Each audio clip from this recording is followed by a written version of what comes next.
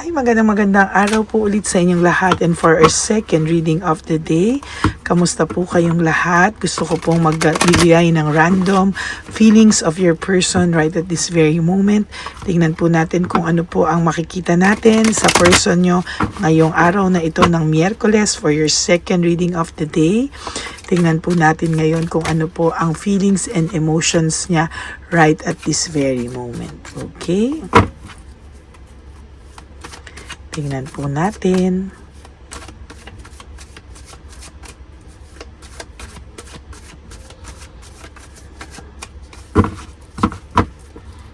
These feelings are eating me alive, no? Ang taong ito ngayon ay puno ng emosyon, puno po siya ng pag-iisip, and parang hindi niya po kinakaya yung kanyang mga emotions right at this very moment. Siya po ay parang nahihirapan sa mga bagay-bagay at hindi niya po alam kung hanggang kailan niya po ito kakayanin, ano? At kung hanggang kailan niya po ito dadanasin yung feeling niya na hindi niya po kinakaya, yung parang buong feelings niya po kinakain yung pagkatao niya, no? So nakikita ko po hindi ka pa rin po nalilet go nitong taong ito. Pakiramdam niya po ay nandyan pa rin po siya. Alam mo, parang nandyan lang naman siya, no? Pakiramdam niya hindi pa rin kayo tapos. Pakiramdam niya inaantay mo pa rin siya, no?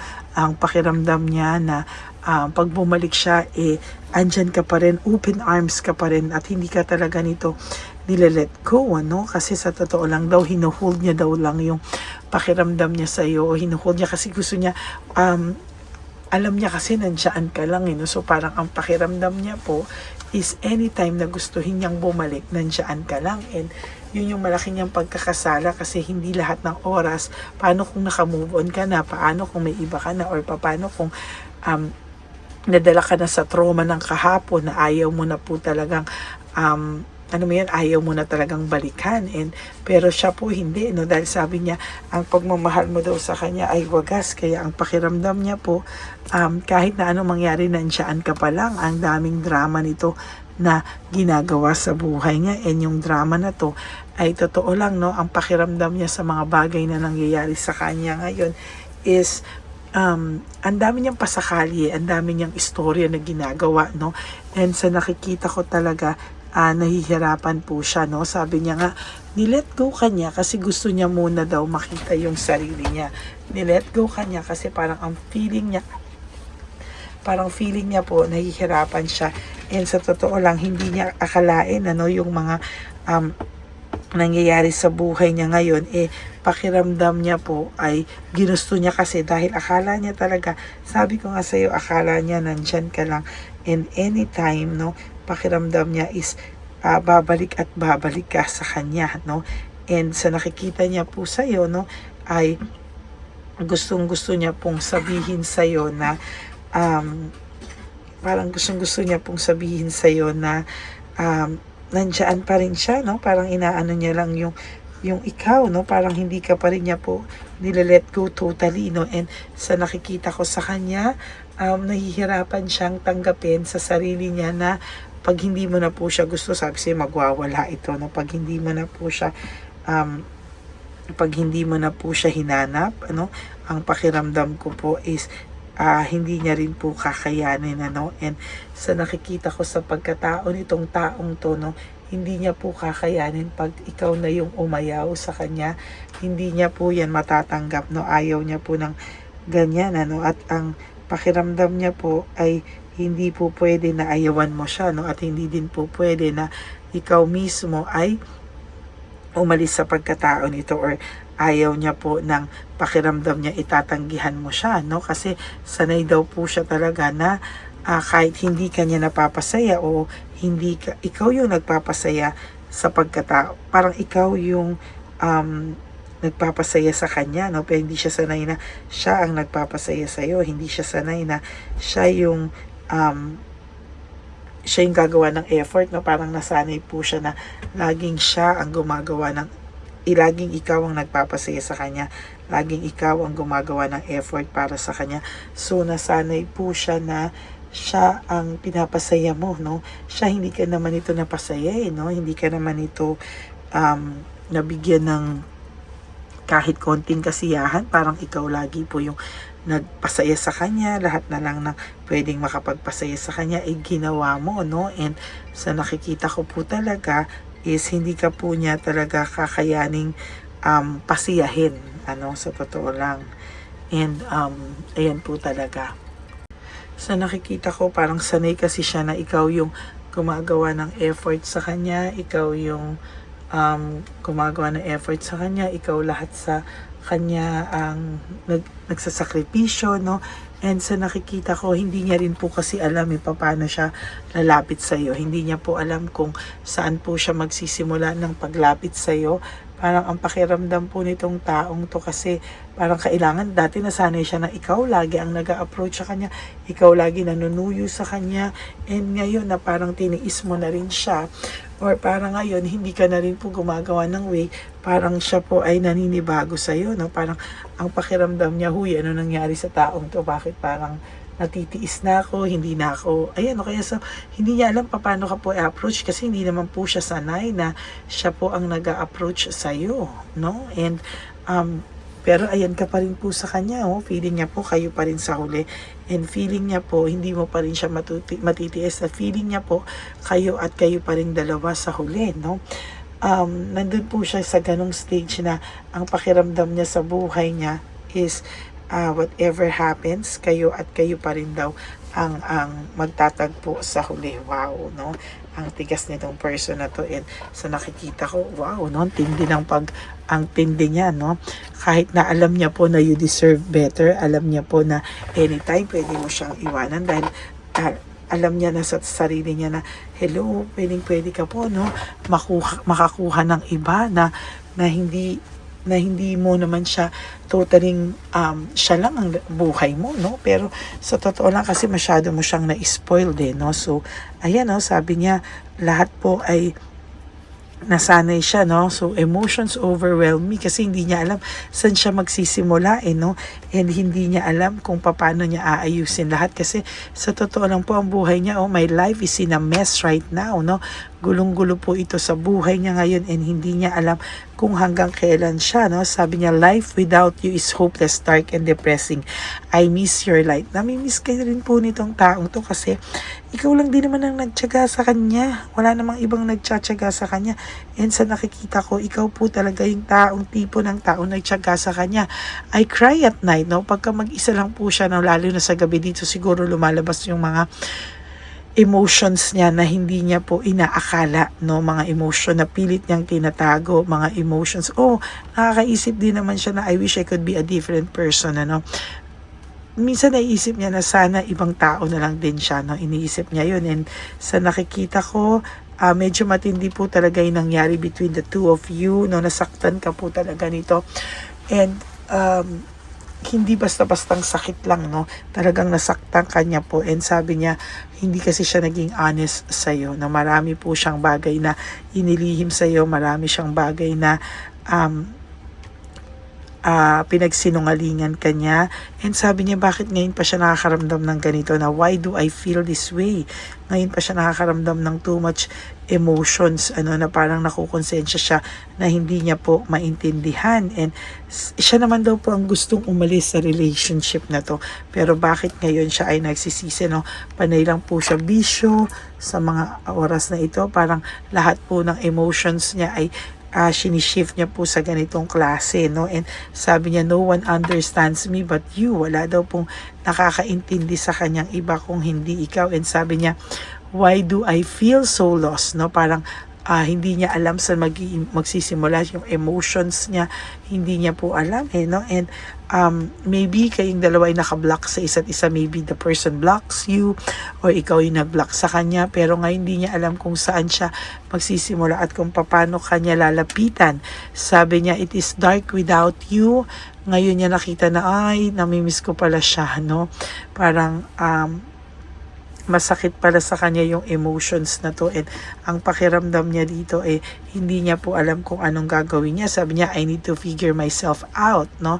So talaga ngayon yung emotions niya talaga ay tipong hindi niya alam kung saan siya talaga magsisimula din sa sarili niya, kasi na-realize niya na ibang-iba ka po sa lahat ng tao sa paligid niya. Ibang-iba ka at hindi kayong tipo ng sinukuan mo lang siya, pero hindi siya po yung nagkaroon ng pagkakamali sa'yo, at alam niya po na yung ginawa niya sa'yo it is all too much, no? Talagang sinaktan ka po ng taong ito, at ang pakiramdam niya po parang walang kapaguran yung kanyang emosyon sa ngayon, because talaga pong siya po ay nalulungkot sa mga oras na to, no? And yan po yung mga bagay na hindi niya po hindi niya po ma-i-deny, no? And sa totoo lang po, ang sabi niya po ay marami po siyang pinagsisihan, dahil siya daw yung pinagbintangan ka pa niya na ikaw yung nakasakit sa kanya, pero hindi niya po naamin-amin na takot din po pala siyang mawala ka. O yan, no? Kasi siya, no? And hindi niya na po matake yung mga feelings, emotions niya. Kinakain po siya ngayon ng mga emotions niya. So that is your second reading of the day. Ito po ang kanyang emotions ngayon.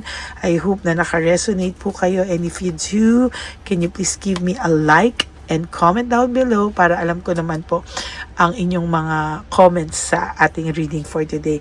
And for those of you who would like to know if this reading is for you, and kung gusto nyo pong magkaroon ng private reading sa akin, dyan nyo lang po ako kontakin sa Lady Lee Elena. That's Ladyly Elena. Nasa dulo po yan ng ating video. After nito, dyan nyo lang po ako makakontak. That is my only official and legit FB and Messenger account. Okay?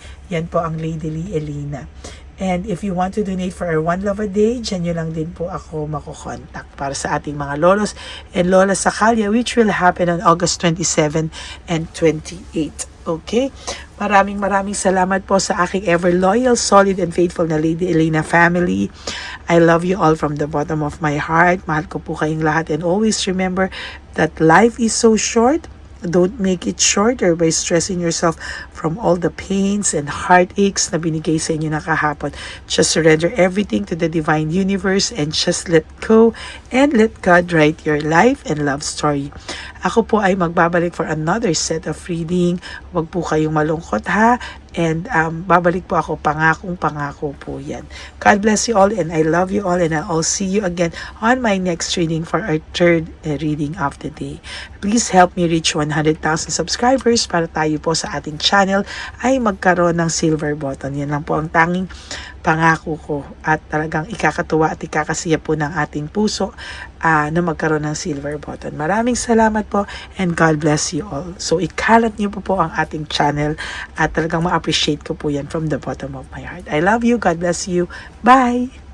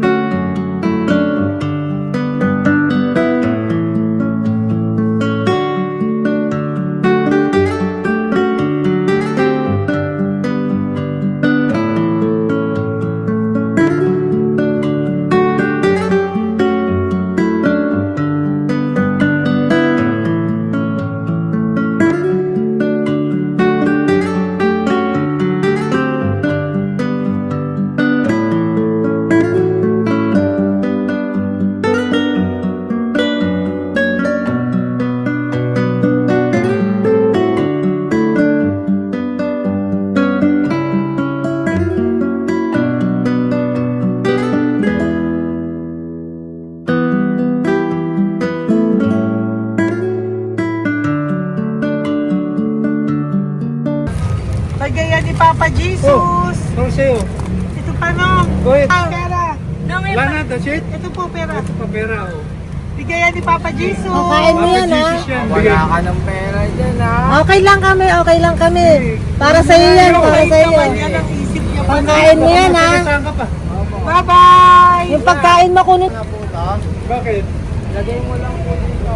Pati po. Taga po, may bibigay lang po kami sa'yo. Bigay po ni Papa Jesus. Yan, para po sa'yo yan. Ingat po.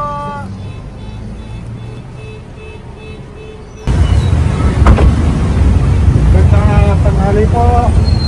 May bigay po si Papa Jesus sa inyo. Salamat po. Salamat po. Ito po. Salamat po. Tigisa po kayo sa Pampaw. Thank you po. God bless po, nanay. Apo, apo, apo. Salamat po. God bless.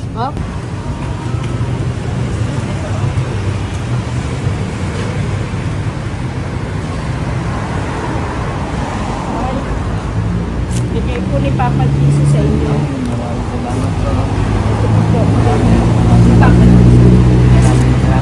God bless po. Kuya, pangkain mo po yan, ha? Kain ka ba nandyan? Po, hindi po. Dito po, nanatimbahan po. Ah! Sa music ministry. Doon ka nakapwesto. Opo. Sige po, Sige po, bye-bye labay po. God bless po. Ingat.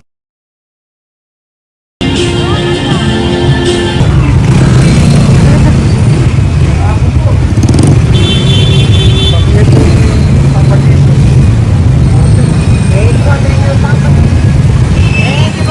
Thank you po, bye po. Pero pa eh. Bigay po ni Papa Jesus. Salamat po. Yan.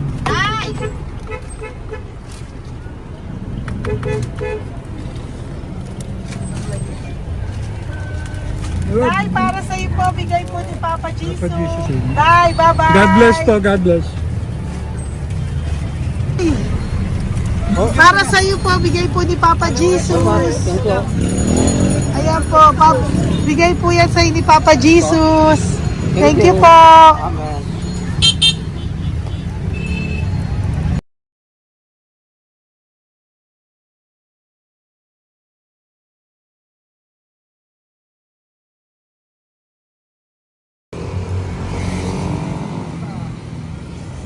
Bigay ni Papa Jesus. Kaya pagkain ato po, ah. Madami mong aso, kuya. Alaga mo lahat yan. O, nagkait. Kuya, size yan. Nasa iba? Nagkalagala. Ay, talaga? Salamat po. Nalagala ko. E, paano pagkain yan, kuya? Saan mo kinukuha? Sa tambay ko. Lahat. Ang dami. Ang dami niya pong aso. Oy, ang daming aso ni kuya. Sais. May nagbibigay sa inyo pagkain. Nangangalakal ako. Okay po. Tapos, Kaya mo kuya, pag nadaan ako, bibigyan kita ng dog food dito, ha? oo. Dito ka lang ba lagi? Oo, dito ako nagtutulog. Okay po, sige. Okay po. Marami din akong aso sa bahay, eh. Salamat po. Okay po. Isa. Kuya, pangkain mo yan, kuya.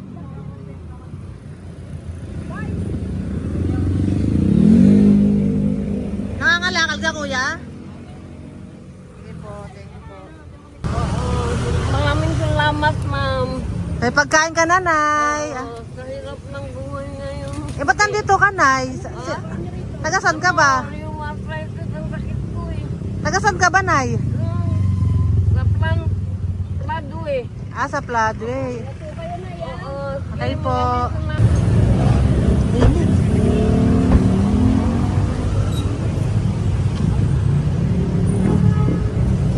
Nay! Bibigay ako sa'yo. Matandaan mo na ako. Ito. Hapon po. Si tatay. Si tatay. Thank you, Nay. Habay po.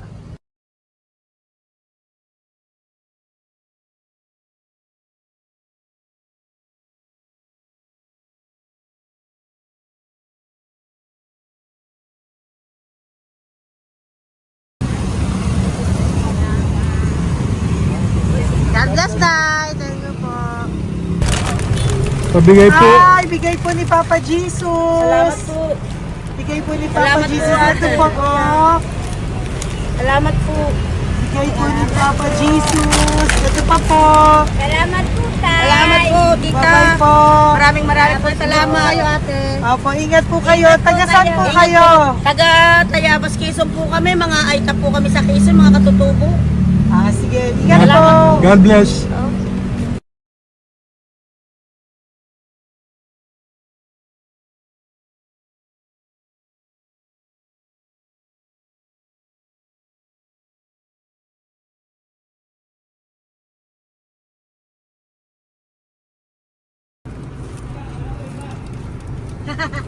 Tay, Tinatawag niya bigay po ni Papa Jesus. Thank you po. Ayan po. Sobrang Ang sipag mo naman, tay. sipag nyo naman po. Kanina po kasi, taglagas ngayon, taglagas. O, pang merienda nyo po yan, Sige po, ha? salamat po sa inyo. Tapos yung road bags po, Kala ko uwi sino nyo po. binubusinahan niyo eh. Sige Sige po, na bye-bye po. Sige po, salamat po. Bye-bye.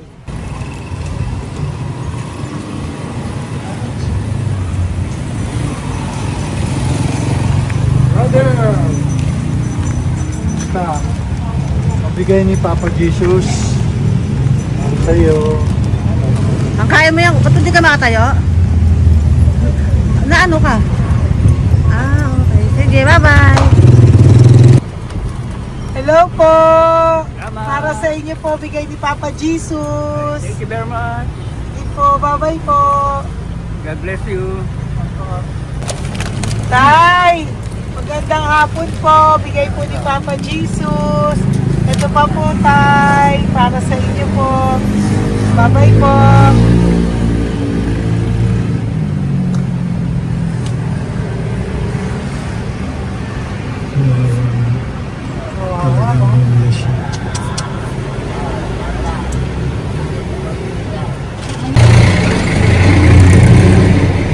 Ate. Sige lang. Baka maano siya. Ito po, oh, bigay po sa'yo ni Papa Jesus. Ito pa po, oh. Pera po. God bless po. Okay. Taga saan ka po? Sige, ingat ka po, ah. Hello po, magandang hapon po. Ano po? Bigay po sa'yo ni Papa Jesus. Thank you, madam. Tsaka ito pa po, para po sa'yo. Salamat. Thank you po, ingat po. Thank you, ma'am. Sige po. Salamat. Akala ko, ma'am, bibili. Ay, hindi po, para sa'yo po yan. Bye-bye Thank you, po. ma'am.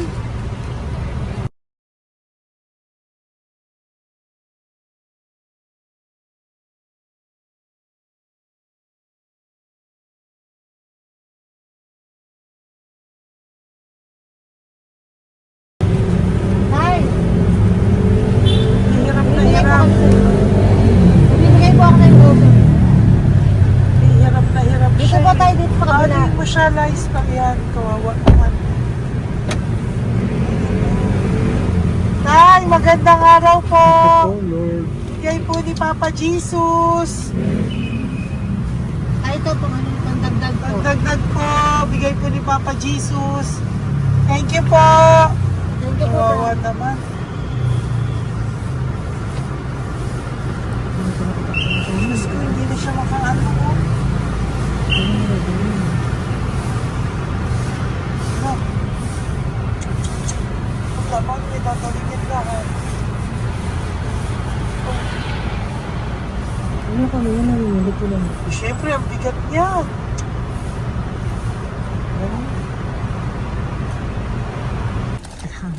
Kaya, bigay sa'yo ni Papa Jesus. Sige po, ma'am. Ayun yung palinis po, ma'am. Hindi na po, okay na Thank you po. po. Ito po. Thank you ma'am. po. Thank you, sir.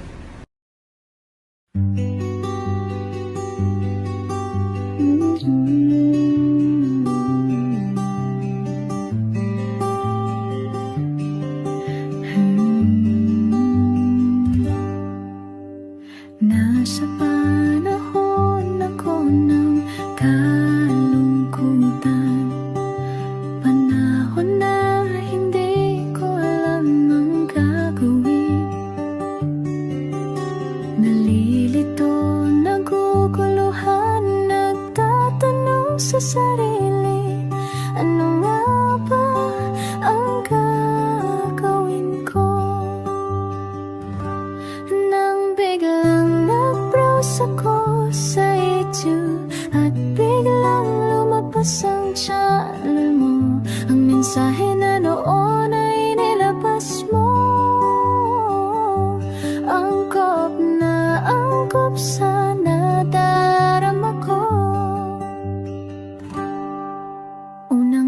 beses lang dumaan ang channel mo sa browser ko. Hindi ako nagdalawang isip na hanapin ang Facebook account mo at mag-message sa'yo.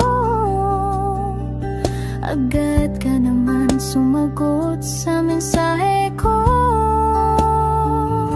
Hindi ko alam ang damdamin noon, dahil parang may sumungaw sa aking pag-asa. Nang kaliwanagan sa dilim ng gabi, dumating ka, ikaw ang sagot sa panalangin. Salamat dumating ka at nakilala kita, Madam Elena. Nabago mo ang pananaw ko. Noon ay malabo, ngunit ngayon ay may linaw na tinatahak. Salamat sa Diyos, ikaw isang anghel